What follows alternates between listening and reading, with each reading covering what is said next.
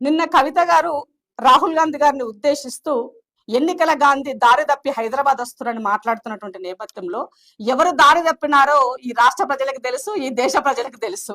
అక్క దారి తప్పి నువ్వు ఏ దంద చేసినావో ఈ సమాజానికి తెలుసు.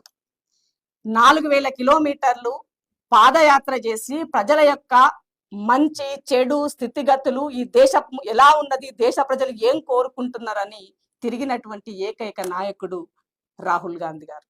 ఇవాళ రాహుల్ గాంధీ గారు నిన్న జరిగినటువంటి భారత్ సమ్మిట్ కార్యక్రమంలో అది ప్రపంచంలో ఒక పీస్ నెలకొనాలి.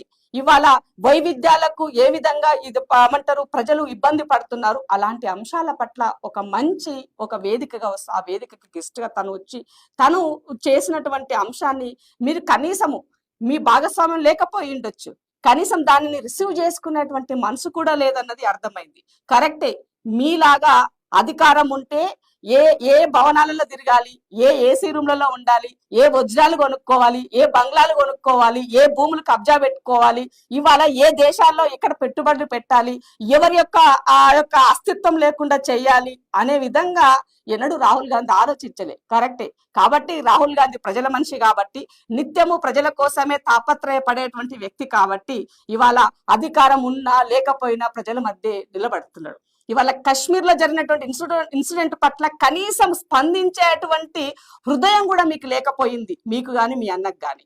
కానీ ఇవాళ రాహుల్ గాంధీ గారు హుటాహుటిన రాగానే అక్కడికి వెళ్ళి ఆ యొక్క కుటుంబాలని పరామర్శించారు. అక్కడ జరిగిన పరిస్థితులు ఏముందని తెలుసుకున్నారు. కశ్మీర్ లో జరిగినటువంటి ఇన్సిడెంట్ పట్ల ఈ దేశానికి మేము అండగా ఉంటాం, మీరు ప్రభుత్వము ఏ నిర్ణయం తీసుకున్నా మేము కట్టుబడి ఉంటాం, దానికి మేము మా మద్దతు ఉంటుందని తెలియజేశారు. అది కాంగ్రెస్ పార్టీకి ఉన్నటువంటి గొప్పతనము, అది రాహుల్ గాంధీ గారికి ఉన్నటువంటి తన డిఎన్ఏలో తన బ్లడ్ లో ఉన్నటువంటి ప్రజల కోసం అంకిత భావం అన్నది మరొకసారి తెలియజేస్తున్నా.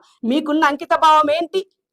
మీకు అధికారం కోల్పోతే ఈ రాష్ట్రంలో ఉన్నటువంటి మహిళలు యాదికొచ్చిర్రు, ఈ రాష్ట్రంలో బీసీలు యాదికొచ్చిర్రు, ఈ రాష్ట్రంలో ఉన్నటువంటి కార్మికులు యాదికొచ్చి